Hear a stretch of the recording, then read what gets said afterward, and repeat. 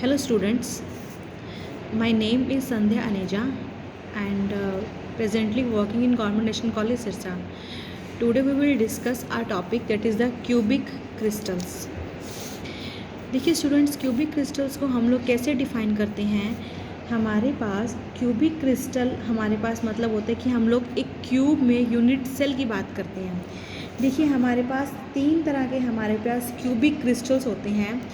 First हमारे पास हम लोग बात करते हैं सिंपल क्यूबिक, और सेकंड हम लोग बात करते हैं that is the body centred cubic. Simple cubic का शॉर्टकट हम लोग बात करते हैं SC, और इसका हम लोग शॉर्टकट बात करते हैं BCC। उसी तरह से हमारे पास जो थर्ड होता है हम लोग बात करते होते हैं that is the face centred cubic, और फेस सेंटर्ड क्यूबिक को हम लोग बात करेंगे FCC। अब हम लोगों ने क्या करनी है, वन बाय वन हम लोग या फिर साइमल्टेनियसली पैरेलल में हम लोग क्या करेंगे, इन तीनों की हम लोग कुछ एक प्रॉपर्टीज़ को स्टडी करेंगे। देखिए सबसे पहले अगर मैं बात करूं, देखिए हम लोग बात करते हैं सिंपल क्यूबिक। देखिए सिंपल क्यूबिक हमारे पास कैसे करेंगे। सबसे पहले हमें पता है, अगर मैं क्यूब की बात करूं, हमारे पास क्यूब जो है वो कुछ इस तरह से हमारे पास बनेगा। ठीक है, देखिए स्टूडेंट्स, क्यूब को हम इस तरह से बनाएंगे कि क्यूब में जो तीनों जो साइड्स होंगी वो तीनों साइड्स इक्वल्स होंगी, मतलब A B C तीनों की वैल्यू सेम होंगी। देखिए अगर मैं बात करूं इसकी, ये अगर मेरे पास A है, अगर ये मेरे पास B है, उसी तरह से ये वाला डायमेंशन मेरे पास C है, तो तीनों ही हमारे पास क्या होते हैं, A = B = C। और अगर मैं यूनिट सेल के हम लोग वॉल्यूम की बात करें तो यूनिट सेल का वॉल्यूम हमारे पास कैसे निकलेगा, दैट इज़ A³ तीनों डायमेंशंस की हम लोग क्या करेंगे, मल्टीप्लाई करवा देंगे। देखिए सबसे पहले हम लोग इसमें निकालते होते हैं number of atoms per unit volume. जो फर्स्ट हम लोग निकालेंगे number of atoms per unit volume कि इस किसी भी यूनिट सेल के अंदर कितने एटम्स हैं, टोटली कितने एटम्स हैं, number of atoms in unit cell, या फिर हम इसको ये भी बोलते हैं इफ़ेक्टिव नंबर ऑफ़ एटम्स। एक ही बात है, हम लोग निकालते हैं number of atoms in unit cell. कौन कौन सी यूनिट सेल में, इन्हीं तीनों यूनिट सेल के अंदर हम लोग निकालते हैं। देखिए सबसे पहले अगर मैं सिंपल क्यूबिक की बात करूं, देखिए सिंपल क्यूबिक में हमें पता है, मैं बता रही हूँ आपको कि सारे के सारे जो एटम्स होते हैं वो हमारे पास 8 कॉर्नर्स हैं। इन 8 कॉर्नर्स के ऊपर हमारे पास एटम्स होते हैं इस तरह से कुछ, और हमारे पास ये जो एटम होता है, अब देखिए जैसे कि मैंने आपको बताया था कि लैटिस क्या होता है।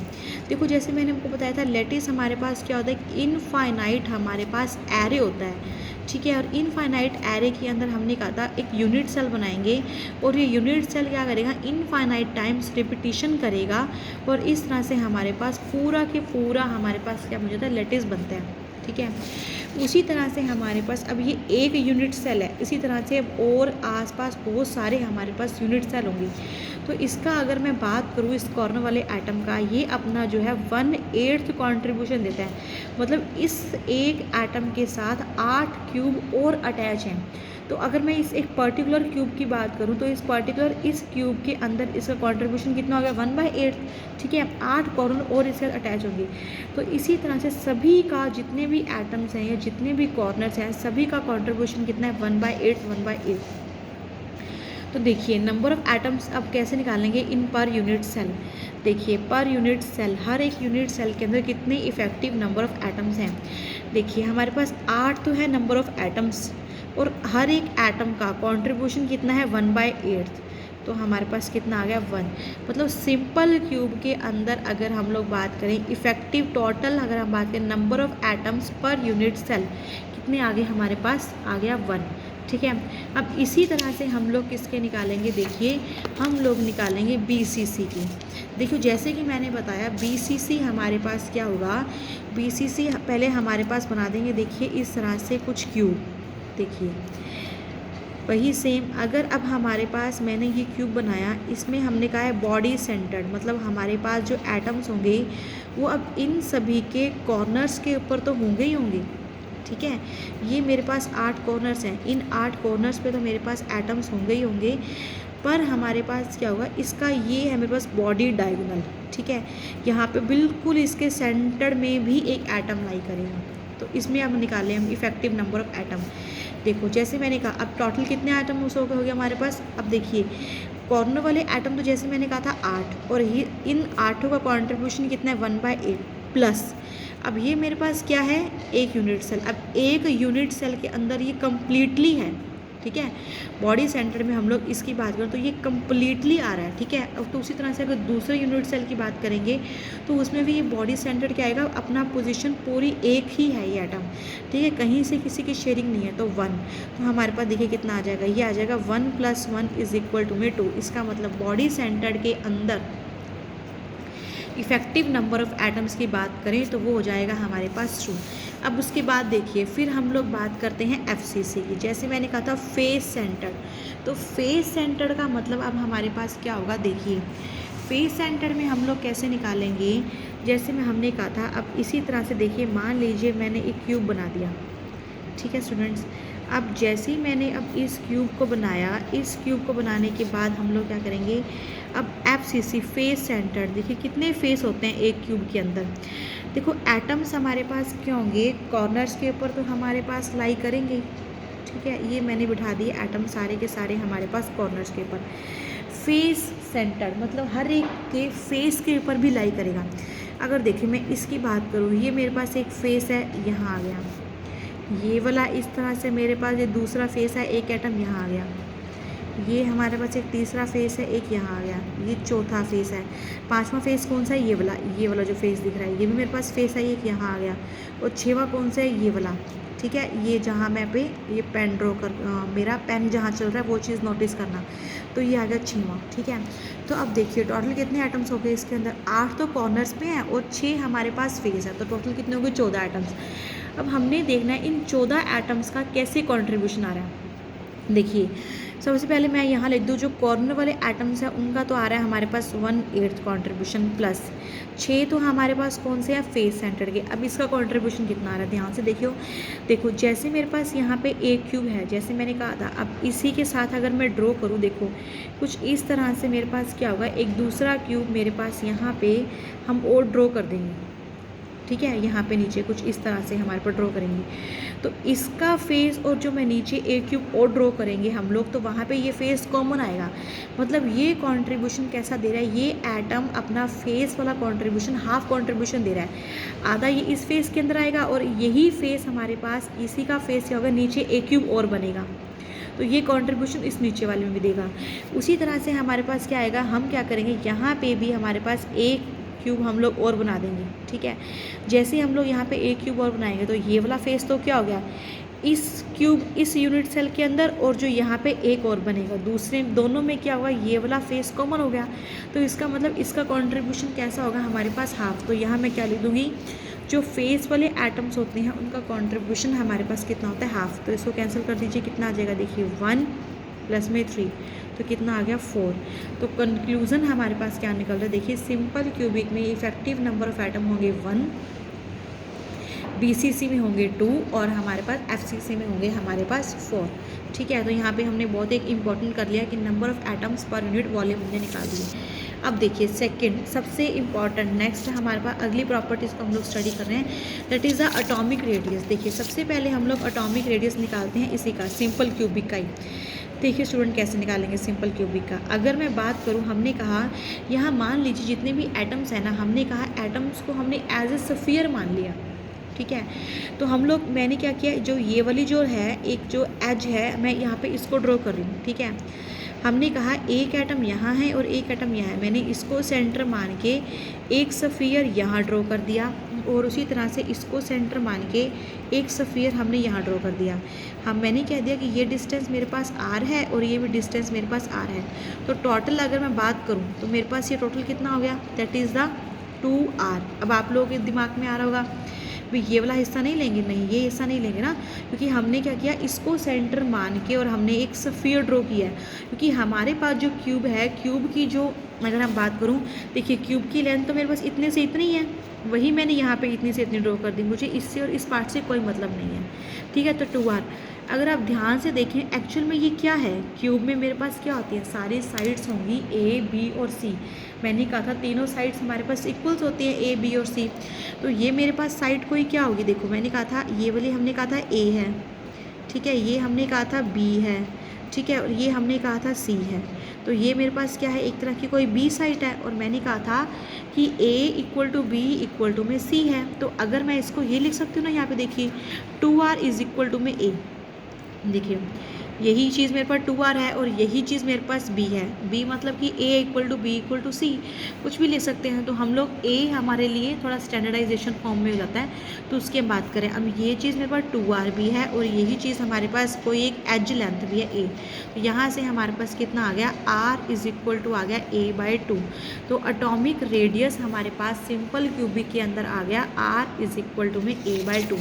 अब देखिए इसी तरह से अब हम लोगों ने निकालना है किसके अंदर, BCC के अंदर।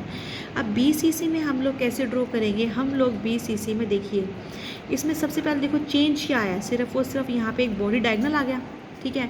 तो हम लोग इसी बॉडी डायगनल को हम लोग जो है अब लेके चलेंगे। बॉडी डायगनल से हमने देखना है कि इसका क्या रिलेशन हमारे पास निकलेगा, ठीक है।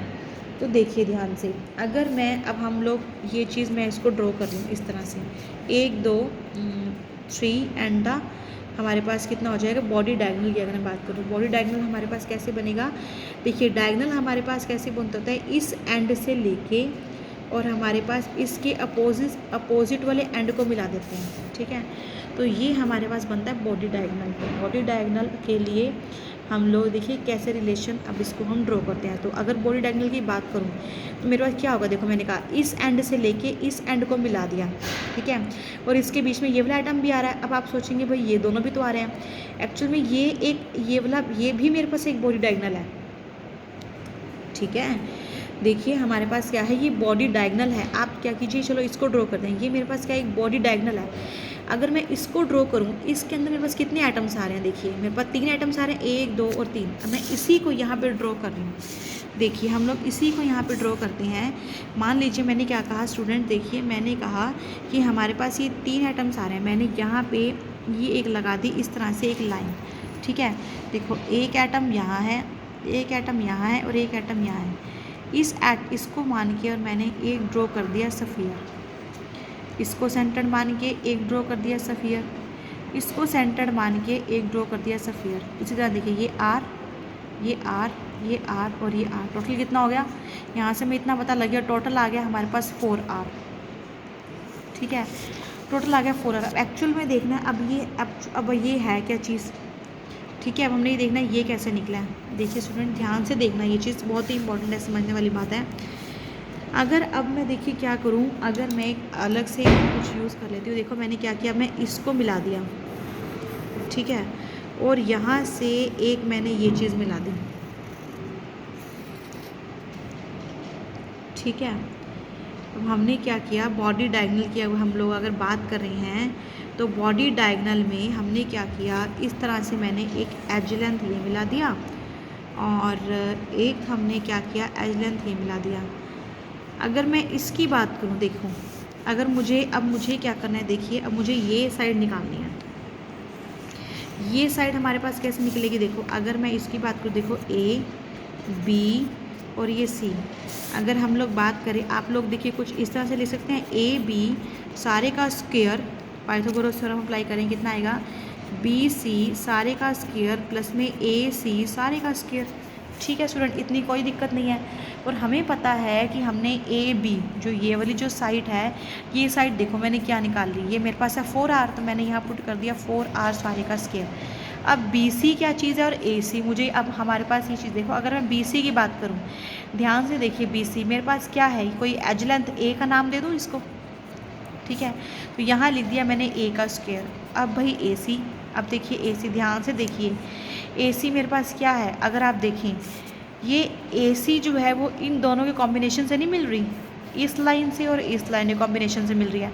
और ये चीज़ें मेरे पास क्या है, ये भी हमारे पास ए है और ये भी हमारे पास क्या है, ये भी हमारे पास ए है, ठीक है स्टूडेंट्स। तो अगर आप इसको नाम देना चाहें तो इस ये अपने आप में हमारे पास क्या होगा, पाइथागोरस थ्योरम लगेगा, ठीक है। इसको अगर आप नाम दे, अगर मान लो तुम इसको डी का नाम दे देते हो, अगर मैं ACD की बात करूँ, यहाँ शॉर्टकट बता रही हूँ, देखिए ट्रायंगल अगर मैं ACD की बात करूँ तो आप लोग क्या लिखेंगे, AC सारे का whole square is equal to में CD सारे का होल स्क्वायर प्लस में DA सारे का whole square. Pythagoras theorem apply कर दी तो देखिए AC सारे का whole square is equal to में CD की वैल्यू कितनी है A, DA की वैल्यू कितनी है A, तो कितना आ गया AC सारे का whole square is equal to में A square plus A square 2A square, और AC कितना आ गया √2 इंटू में A। और हमें देखिए हमें क्या चाहिए था, AC का होल स्क्वायर, आप लोग AC का होल स्क्वायर ही पुट कर दीजिए डायरेक्ट, कितना आ गया 2A का स्क्वायर। ठीक है, मैंने ये चीज़ पुट कर दी, ये मैंने यहाँ पुट कर दी। अब देखिए कितना आ रहा है, यहाँ आ गया 4R सारे का whole square is equal to में 3A स्क्वायर, हटा दीजिए 4R इज इक्वल टू कितना आ गया √3 इंटू में A आ गया, और R की वैल्यू कितनी आ जाएगी √3/4 इंटू में A। तो ये हमारे पास किसका आ गया रेडियस, ये हमारे पास आ गया, अगर हम लोग BCC की बात करें तो BCC की फॉर्म में हमारे पास R का रिलेशन आ गया। अब देखिए स्टूडेंट बिल्कुल सिंपल, इसी तरह से हम बात करें FCC की, तो देखिए अब FCC हमारे पास क्या है, बिल्कुल सिंपल है। मान लीजिए हम लोग क्या करते हैं, अब इसमें फेस आ गया तो मतलब फेस वाले को इंक्लूड करना पड़ेगा। जैसे मेरे पास ये फेस है, मान लो मैंने एस देख ली, जो ये वाला जो फेस है, ये वाला जो फेस है एज इट इज़ मैंने इस फेस को मैंने यहाँ ड्रॉ कर दिया। ठीक है, वही इसको सेंटर मान के सफ़ियर ड्रॉ किया, इसको एटम मान के सफ़ियर ड्रॉ किया, इसको एटम मान के सफ़ियर ड्रॉ किया, और हमारे पास इसको एटम मान के सफ़ियर ड्रॉ किया। ठीक है, मैंने इसको मिला दिया। अब ध्यान से देखिए, अब आप लोग मुझे बताइए ये चीज़ क्या है, अब मुझे रिलेशन निकालना है, बिल्कुल आसान है। देखिए अब ये चीज़ मेरे पास क्या है, ये चीज़ R, ये भी R, ये भी R और ये भी R, तो एक तो आ गया 4R। और अब ये चीज़ वैसे कैसे निकालेंगे, बिल्कुल सिंपल है। देखो मैंने नाम दे दिया A, B और C, पाइथागोरस थ्योरम अप्लाई कर दीजिए, बिल्कुल सिंपल है। कैसे लिखेंगे, AB सारे का whole square is equal to में BC का स्क्वायर प्लस में CD का स्क्वायर। अब देखिए मैंने ये बेसिकली क्या ड्रॉ किया है, ये मैंने एक फेस ड्रॉ कर दिया। अब आपको पता है ये साइड A है, तो मुझे पता है ये साइड मेरी A है, इसका मतलब मेरी ये वाली साइड भी A है और हमारे पास ये वाली साइड भी A है। पाइथागोरस थ्योरम अगर आप अप्लाई करोगे देखिए कितना आ गया, AB सारे का whole square is equal to BC कितना है A का स्क्वायर, CB भी कितना है A का स्क्वायर, और AB सारे का होल स्क्वायर कितना आ गया, ये हमारे पास देखिए ये आ गया हमारे पास 2A स्क्वायर। ठीक है, और वैसे मैंने क्या बताया अभी AB कितना है, और ये AB 4R ही तो है, और ये 4R कैसे आया था R, ये भी R, ये भी R, ये भी R, तो AB की जगह पुट कर देते हैं हम लोग क्या 4R सारे का whole square is equal to में 2A का स्क्वायर। ठीक है, तो अब देखिए यहाँ से मैं आगे कर रही हूँ, दैट इज़ द 4R सारे का whole square is equal to कितना आ गया 2A स्क्वायर, हटा दीजिए root, 4R equal to √2 into में A, R is equal to कितना आ जाएगा √2/4 इंटू में A। ठीक है, √2 से मल्टीप्लाई, √2 से डिवाइड, तो कितना आएगा 2A डिवाइडेड बाय √2 इंटू में 4, 2 से 2 कैंसिल हो गया। तो देखिए R की वैल्यू कितनी आ गई हमारे पास, देखिए यहाँ से R की वैल्यू आ गई हमारे पास A डिवाइडेड बाई 2√2। तो ये हमने कर दिया FCC का रिलेशन, एटॉमिक रेडियस निकाल दिया हमने। तो हमने क्या किया स्टूडेंट्स, आज हमने FCC, BCC और सिंपल क्यूबिक का कोऑर्डिनेशन नंबर और इन तीनों का ही हमारे पास एटॉमिक रेडियस हम लोग कैसे निकालते हैं, आज हम लोगों ने वो स्टडी कर लिया। तो नेक्स्ट लेक्चर में हम लोग स्टडी करेंगे आगे इन्हीं क्यूबिक क्रिस्टल्स की और प्रॉपर्टीज़। तो आज का लेक्चर आप लोग यही देखिए। ठीक है स्टूडेंट्स, नेक्स्ट हम लोग स्टडी करेंगे नेक्स्ट लेक्चर्स में। Okay students, thank you.